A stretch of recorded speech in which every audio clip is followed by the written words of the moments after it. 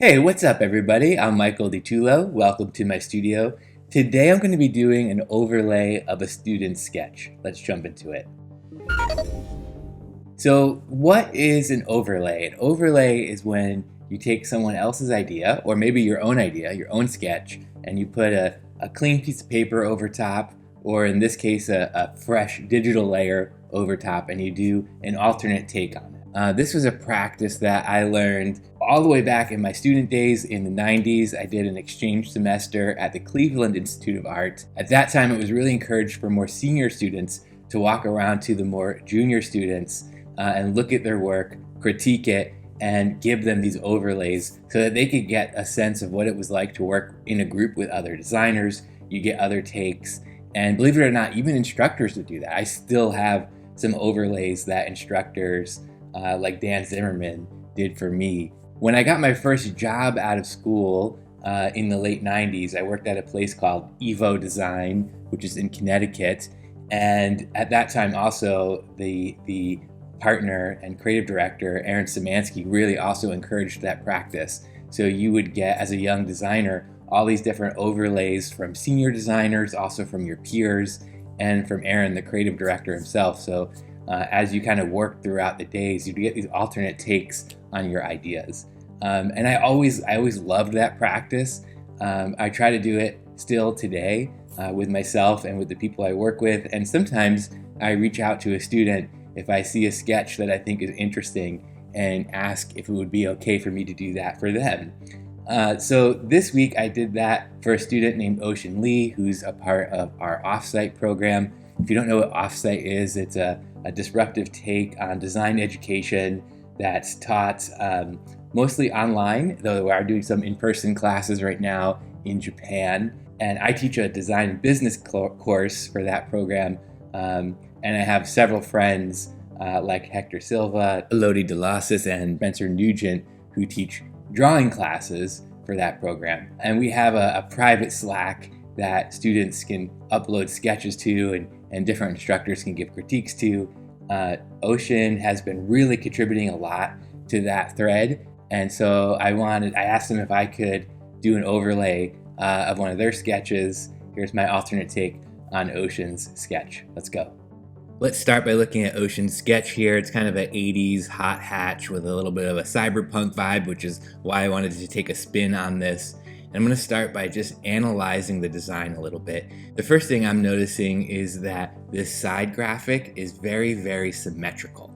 And I think what I'll do there right away is make that asymmetrical so it has more of a difference front to back. The next thing I'm noticing is this spoiler on top feels a little bit tacked on, and I think that would be fun to integrate that a little bit more. Next, there's this really defining graphical shape on the rear hatch, but notice how it doesn't connect to anything on the side of the car. I'd like to do something with that so it feels more three-dimensional and it wraps around the design more completely. Another thing I'd like to integrate a little bit more are these tail lamps. They seem a little bit like they're resting on the surface instead of like a part of the design. So I think we can integrate that a little bit more. And then this kind of ground effect maybe feels a little bit oversized, and I'll get that a little bit more in proportion. Okay, now that I've done a little bit of an analysis, I'm going to put a clean layer over top. I'm just going to focus on this rear 3/4 view to keep it simple.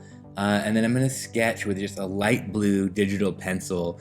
This goes back to the analog days. We used to sketch with a non-photo blue pencil. It wouldn't actually photocopy. That's why it was called a non-photo blue pencil. And it's still kind of a nice way to loosely work out the design. It feels very not final. So remember I said I was going to make that side a little bit less symmetrical front to back. So I'm going to lift the rear end of the line up a little bit so it has a little bit more motion.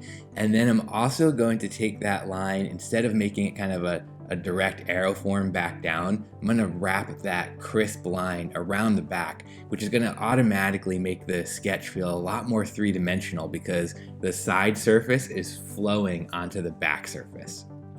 Next step, I'm going to integrate that top spoiler. I'm going to make that kind of like an overshoot of the roofline. So the roofline just kind of continues back and creates a deeper sense of motion and would be a good kind of arrow effect. I'm going to start sketching in the side glass, defining that. And then Ocean had this really cool kind of sculpt going on in the side, but I'm like, how could I again make that a little bit less symmetrical? So I'm actually gonna break it, have it only do the front half, and then carry all the way into the rear hatch. And we'll get that again, that kind of defining line of the rear hatch. That's gonna carry off of that side sculpt. All right, so what is that gonna actually do three-dimensionally? I'm gonna start just playing with form here. I wanna make sure that I'm sketching form and not just lines. So investigating what's gonna actually happen in that side sculpting. I'm not quite sure what I'm gonna do with that arrow element in the lower bumper, but I'm just gonna kind of define a place for it to live. You can see I pulled the kind of the bumper strike surface up. And so now it's actually a little bit more, feels a little bit more in proportion. I'm gonna define, again, those cross sections in the side of the body with the door cut line. So you can actually see what's kind of happening three-dimensionally there. So this is my first pass at the overlay for myself. I'm now gonna put another clean layer on top of that and do an overlay of my overlay. I flip the design over, which is kind of a trick that a lot of us old school guys use to get a fresh look at the perspective on ourselves. And I define kind of the wheels and tires just to kind of get myself set up. I pulled that front wheel out a bit. I'm dragging the back of that sculpt line from the shoulder up even a little bit more. And now you can really get a sense of how that rear spoiler is wrapping around and creating a little bit more of a sense of drama. Maybe I'll do a little bit of a dip in the rear window to pick up that line as well that we talked about earlier. You'll notice I'm always kind of working my way around the design. A little bit of a body side sculpt there. It's kind of wrapping under so it doesn't just look like a sheet of paper. And then again, defining all that sculpture that's happening in the body side. And here's the bit I'm getting really excited about. Again, that line carries over the rear hatch and becomes a defining line for the taillights, right? So instead of those taillights being tacked on or feel like they're sitting in the surface, now they're really a part of the design as they cut across the forms. Even though this is a digital sketch, you'll notice I use a lot of old school hatching techniques. This just takes a lot of practice to get that line weight from heavy to light, light to heavy. But I'm using that to kind of, again, define the form. I always want to be thinking in terms of form, not in terms of line. Going in, you'll notice I sketched in some arrow effects in that rear bumper, defining that a little bit more. Again, showing kind of what's facing downward, what's facing upward, just by using hatch marks simply. I've actually created a lot of dimension on the page without really kind of quote unquote rendering.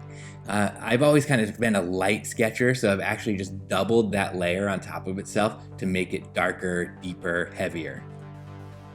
Now I'm going to use a combination of eraser tools and white pencils to create some highlights, right? We want to give a sense of these materials. They're not flat, they're not totally meeting perfectly. There's always little intersections between them. So those little highlights really give a sense of realism even in this very loose sketch. Dropped Ocean Sketch in the upper right hand corner just as a reminder of what the original intent was. You can see I've come pretty far from that original intent, but that's okay. Again, this is just an alternate take. And then I've kind of laid down a little bit of graph paper and some noise just to give the sketch some life, some of my own personality. And then I dropped my initial overlay in the upper left just to kind of show, again, the steps of Ocean Sketch, my initial overlay, and then my final sketch.